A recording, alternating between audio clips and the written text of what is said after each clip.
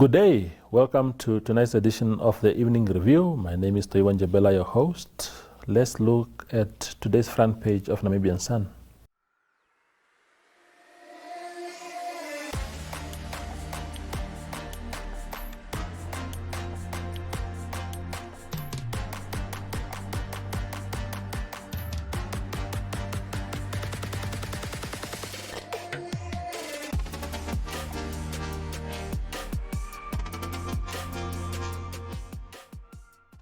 Lead story, as you saw, is about the demonstrations that are being held in Windhoek at the moment against the continued stay of President Hage Geingob in the office.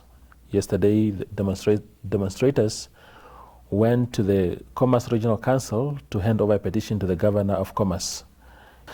This is what the leader of that group, Pau Pau, had to say to our reporter Jemima Bukes. Okay, my name is Pau Pau. I'm part of the organizing committee of the consent group that is petitioning Dr. Hage Geingob demanding for his resignation or election rerun. That's what we are demanding. As you can see, people are protesting, they're holding banners, everything is clear. There is no way an unconstitutional that will create constitutional. Will be led by an unconstitutional reader. You were elected by an unconstitutional process, so we need an elected. So we need a constitutional process to have a constitutional leader in Namibia. Nobody is above the law in Namibia, neither the Chief Justice, neither the President himself. So that's why we are demanding for him to step down or election leader. The community have raised their concern all over social media, all over everywhere. We have members petitioning signing the petition there. So they are demanding for a rerun or a step down. So what if our demands are not met? Some are saying, okay, what if the guy didn't step down or they didn't choose for a rerun? It's not a problem. We have already handed our notice to the police station. Our protest remains still. We are not going to get out of the street until our demands are met. It's either by force or by fire. We are ready for everything. So the moment our demands are met, then we'll be out of the street. Our notice in, it's an unlimited notice even. We don't even need to notify the police like tomorrow we are going to march. Whenever we wake up with energy that we want to march, we'll just march. Unless we just ask us just to notify that today we want to march to State House, today we want to march to City Police, we want to march where. It's just going to put on the notification. But with the police, we are done. The process, everything is clear. We can be marching up to 2025 or up to 2030 if it needs be. You see, SWAPO have been petitioning. If I take you back to SWAPO have been petitioning United Nations from 1959 up to 1989. You see, don't think that they were wrong by all that. So our petition have already started on the 7th of March 2020 until our demands are met. By fire or by force, we are good to go.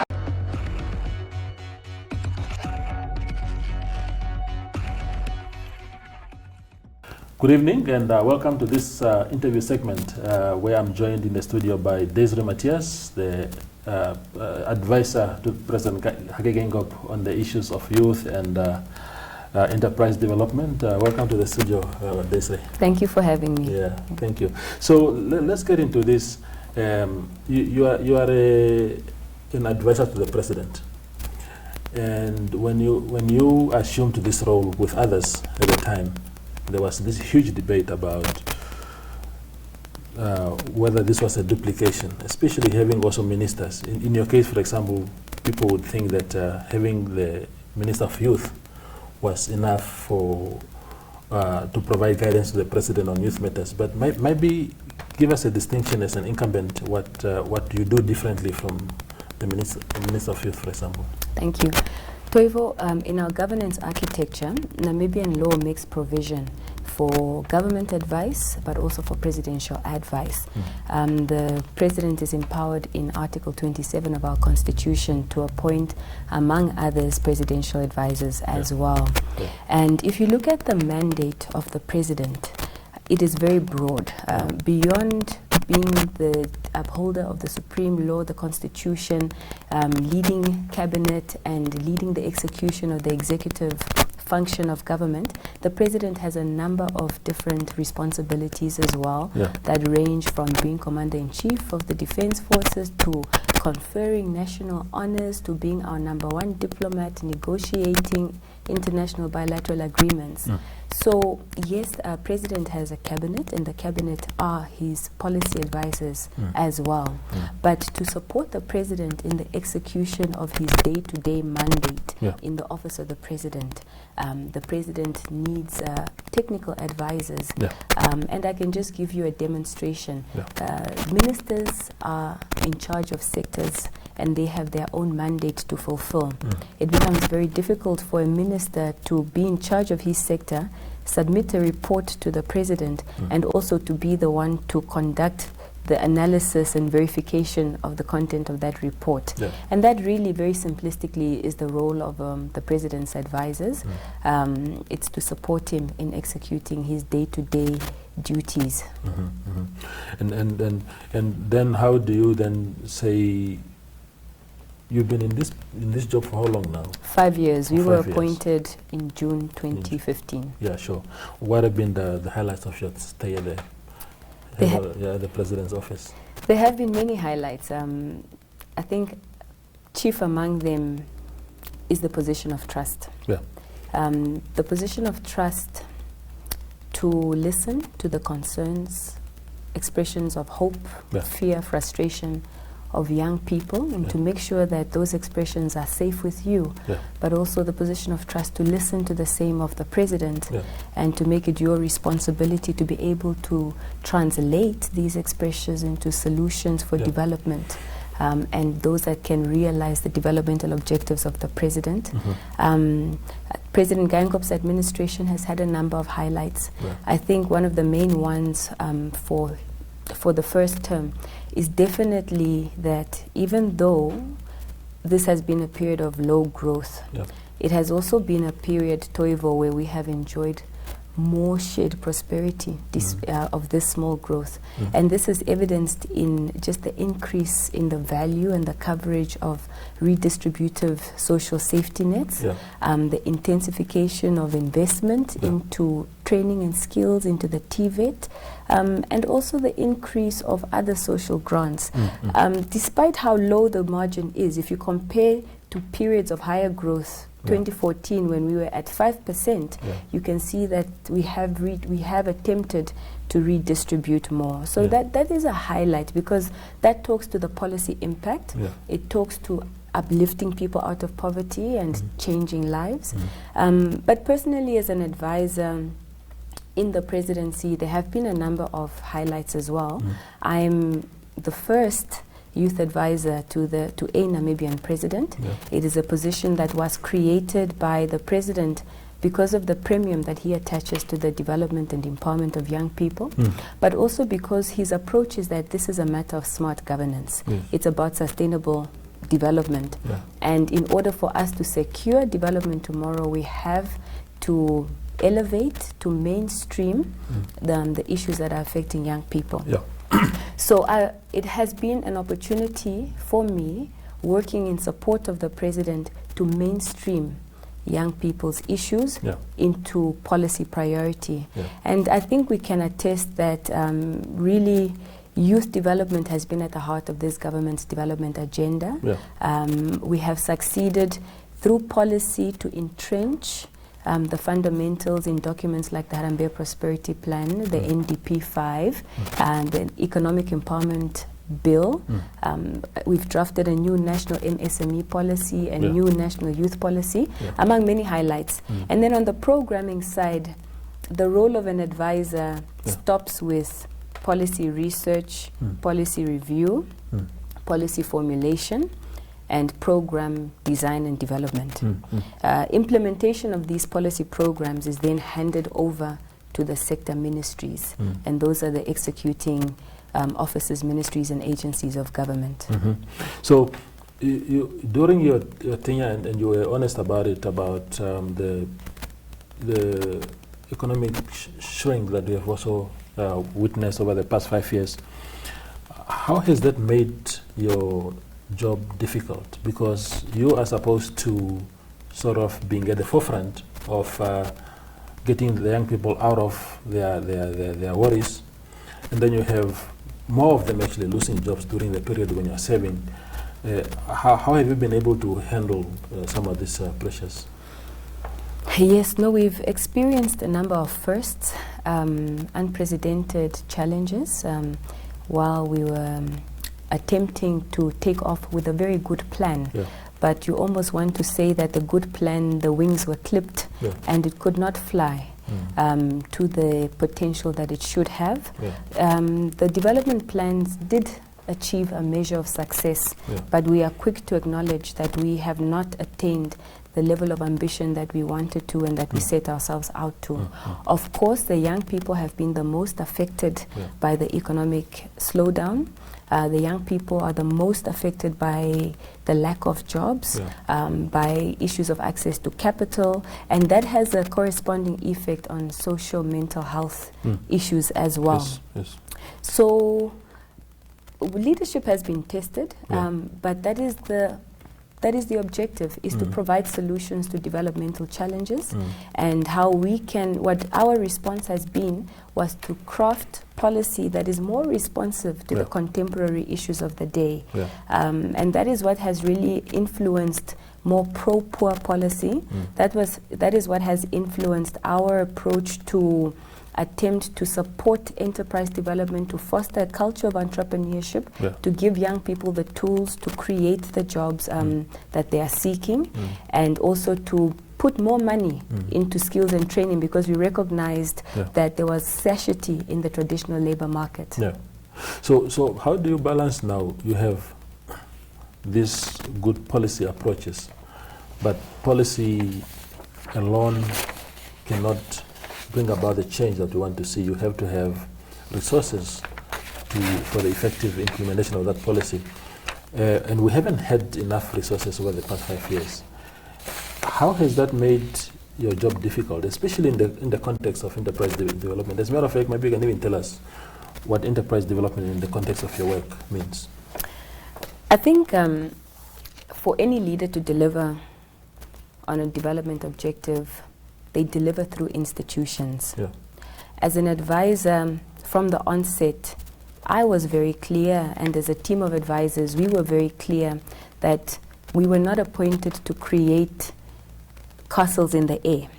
The programs and the policies that are developed during this term of office need longevity. They need to be sustainable, even beyond the term of office. So the emphasis and the approach was always in line with our good governance approach, effective governance, to strengthen the institutional capacity to deliver public services and quality public services. Where there are resource constraints, that means that everything is a priority, and that means nothing is a priority. So we had to begin to, I want to rephrase, if everything is a priority, then nothing is a priority. So we had to begin to reprioritize and determine from the ideal what were the most essential deliverables in order for us to satisfy the core objectives of our promise for development and prosperity for all Namibians. Coming to enterprise development, it's really about SME development. There are components in enterprise development that look at fostering a culture of entrepreneurship, innovation, but it also talks to the value chains and building the capabilities of Namibian firms to succeed and to compete. Some of the initiatives that we aggressively pursued was to review our public procurement law and system to try to use that as leverage to stimulate industry through market access and the procurement. As you are aware, government is 65% of the consumer in our economy. So it is a significant muscle that we wanted to leverage. We also recognized that, and unfortunately there were some foreclosures of institutions that were specially intended to overcome the hurdle of non-collateralized lending. In response, we used the existing development funding institution to on-lend those facilities so that young people who don't have an asset base will still be able to access a little bit of capital in order for them to start up. I'm the first to admit that we don't have the levels of risk capital that we should have in the country. We need more innovation funding for startups that is less risk averse, but it is a beginning, and the aspiration will always be greater than the resource that is available. Well, how do you, because there's always this call by especially senior politicians that you hear from time to time, politicians saying, no, you know, young people should not aspire to just be employed, they must aspire to become employers, which is a very, and the young people have always responded that we do not have the resources of that nature. We do not have access to capital like you just mentioned now. What are some of the sort of bridging activities that you have to say you're coming out of university, but your ambition is to go into business, SME or whatever? What kind of advice do you provide in that kind of space? Toivo, entrepreneurship is not a panacea. And it is not what is going to solve jobless economic growth. And we need to clarify. Government is not expecting every young person to be entrepreneurial and to be a self-employer and a job creator. We, at the same time, I think we've taken a multi-pronged approach to job creation. One of it is definitely still relying on the private sector as the engine of the economy to grow and to create the space to absorb the graduates that are coming out of our higher institutions of training every year. For those who have got the entrepreneurial acumen, they have the ability and the drive. Entrepreneurship is mostly about aptitude than it is about the technical competency of the individual. We have formulated programs. The Ministry of Industrialization and Trade has formulated Empretech. And Empretech is one of those programs among many. If I have to go through the bouquet of government initiatives that are targeting SME development, there are too many. They come to about 14 government support programs for SME development. But we have taken an approach where there's incubation at university level. We've got the Namibia Innovation Center at the University of Science and Technology, but the Minister of Higher Education also launched the Student Entrepreneurship Program, which is supposed to be kind of the foundational program while students are still in campus and have not transited into industry. Once transited, they then graduate into what should be Empretech and other similar programs. These programs are supposed to provide business advisory services, mentorship, coaching, business planning, quality assurance, and then transcend into accessing capital and accessing markets. What I'm proud to report on, even though it is still a work in progress, development is a process, is that in the Harambee Prosperity Plan, we directed for the establishment of an Apex SME Development Agency to coordinate SME development in the governance architecture of government. And the Ministry of Industrialization is in the process of building this SME Development Agency. And we hope to see an octopus approach where this coordinator will be able to facilitate across the different levels of entrepreneurship, innovation, intellectual property rights, standards and competitiveness, quality assurance, etc. Sure. And so you are, technically speaking now, you are in office for 1 more week before the term of the president ends. 10 days. 10 days to be specific. We do not know, because we know that the president wants to cut cabinet. He publicly went on record about it. There are issues about the positions of advisors, also whether they'll be continued or not. But young people looking to the future, they have the highest, in terms of demographics, they have the highest unemployment. Those coming out of universities are not getting jobs. And then there are also student funding issues. What is being done now, especially crossing over into the second term of the president, to address some of these issues? The president is coming into office in the second term with a plan of action for his second term. I think there have been many lessons learned during the first term of office and many adjustments necessary in order for us to realize the objectives that we have set. Yeah. I want to say that young people have the potential to push the frontiers not only of knowledge but of socio-economic development in our country.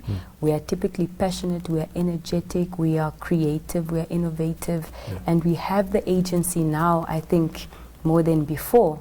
Young people are engaged, especially politically. They see themselves as part of a process and also, I think, part of a solution to the challenges that are facing our country. And President Geingob has always created that space for Namibians to own the problems of the country. The problems that we are facing today are not government's problems alone. And if we had to take that approach, it would be foolhardy because no government can resolve these problems and build a nation on its own. But President has always created a space for co-ownership, for collaboration. And I think through the Harambee Prosperity Plan, the construct was very clear on the obligations, the responsibilities of the private sector, the media, the fourth estate, and the young people themselves as agents of change to say what contribution can we make in order for us to get to that desired end state vision of an inclusive Namibia for all. The second term plan of action will be a more modest approach to the same desired end.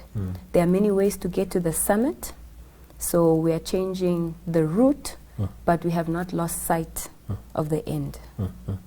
Thank you for that. So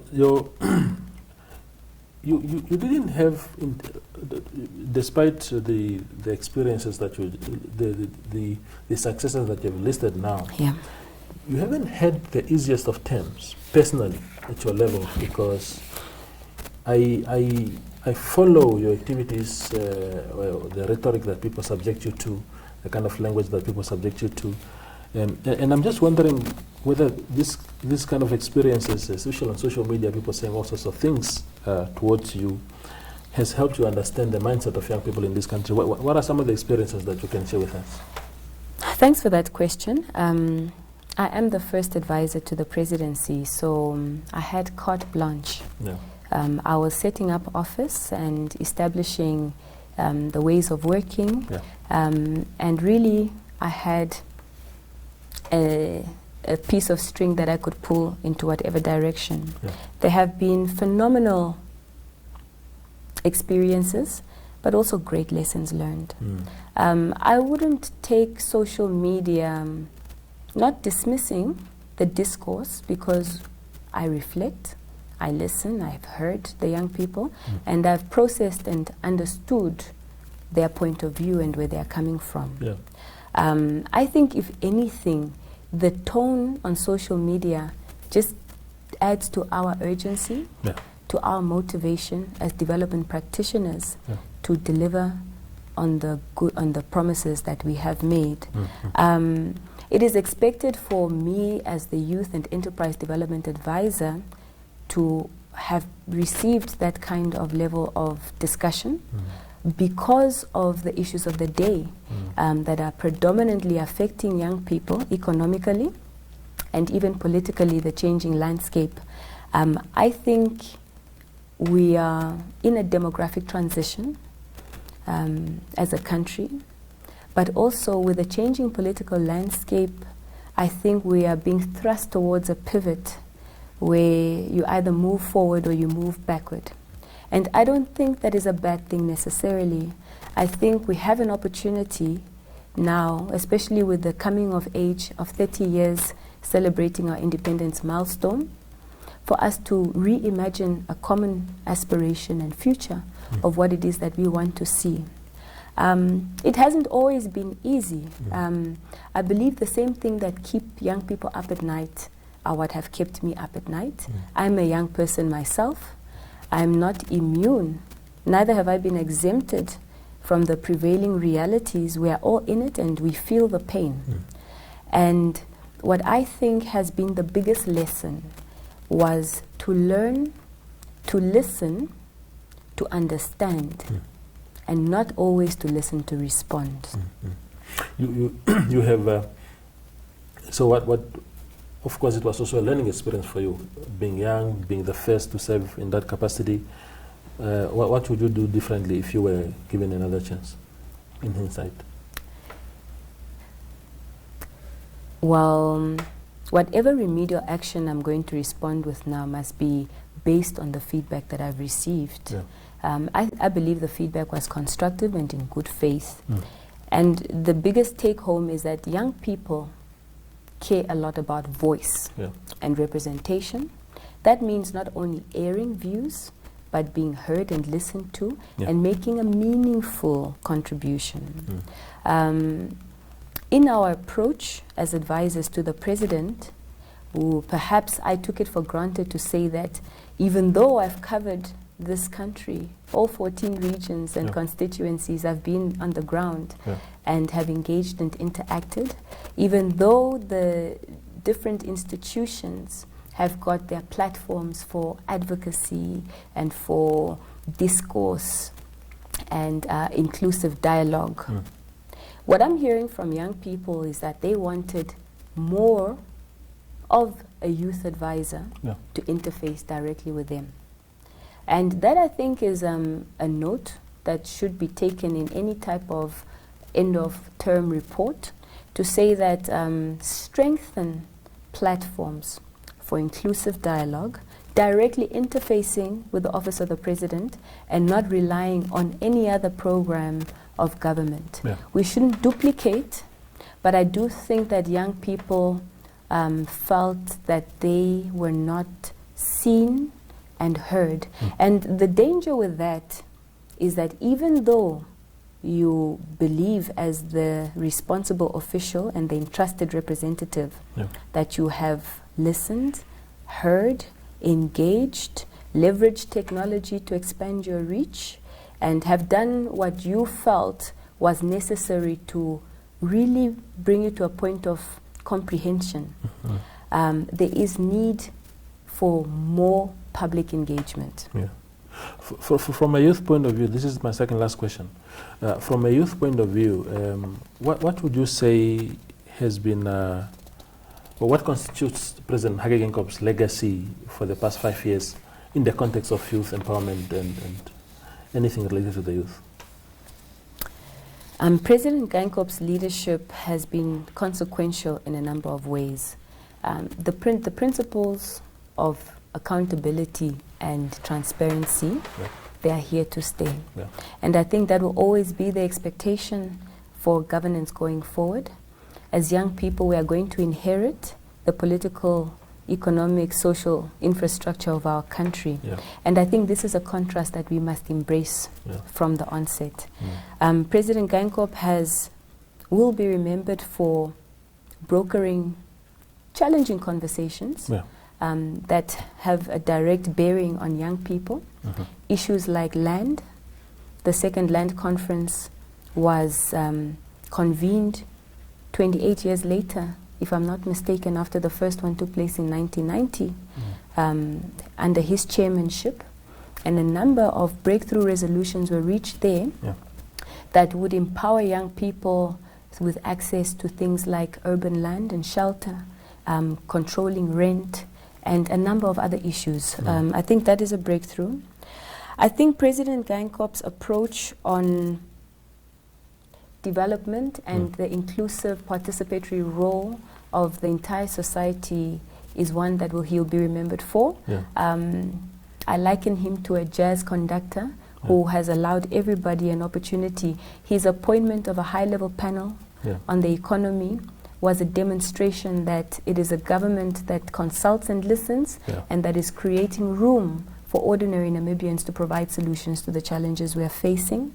That also includes his town hall meeting approach, bottom-up approach, where the grassroots set the policy priority and development agenda.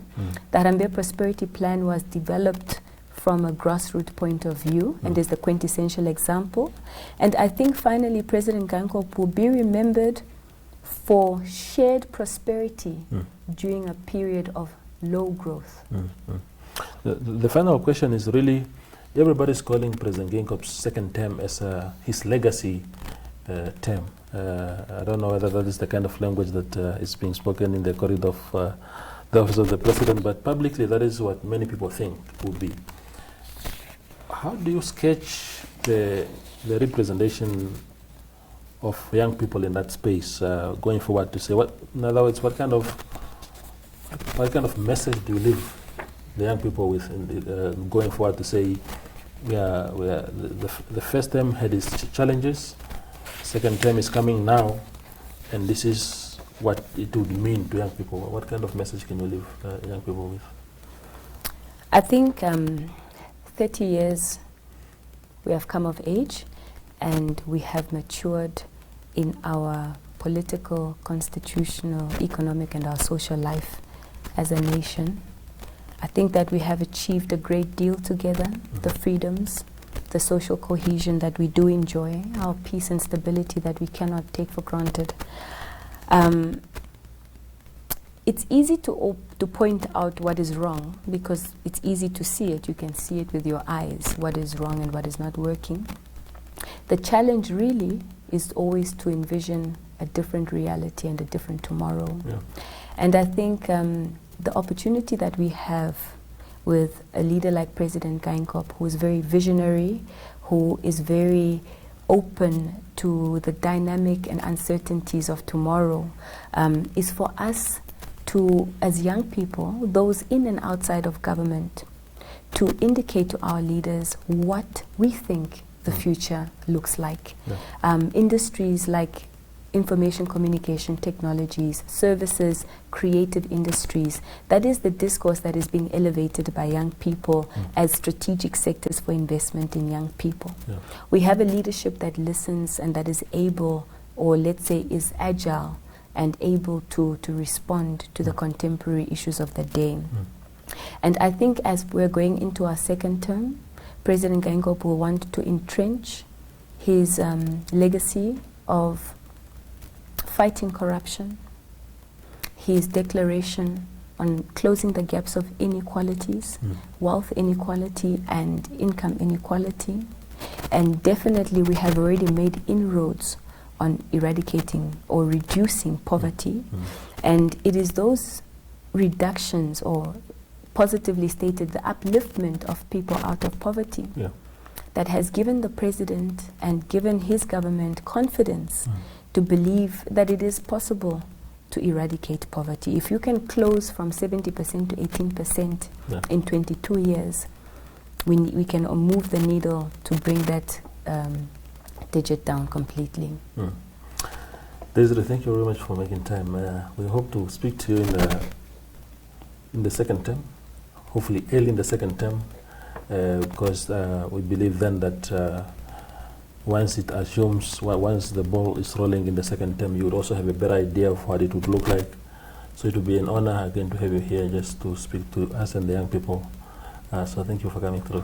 Thank you very much. It has been an honor to serve our president and to serve the young people of our republic. Sure. That is Daisry Mathias. She's the advisor to President Hage Geinkop on youth and enterprise development issues, speaking to us on a host of issues, her role, the successes, the challenges that she faced, and we hope you enjoy the show like we did. Good night.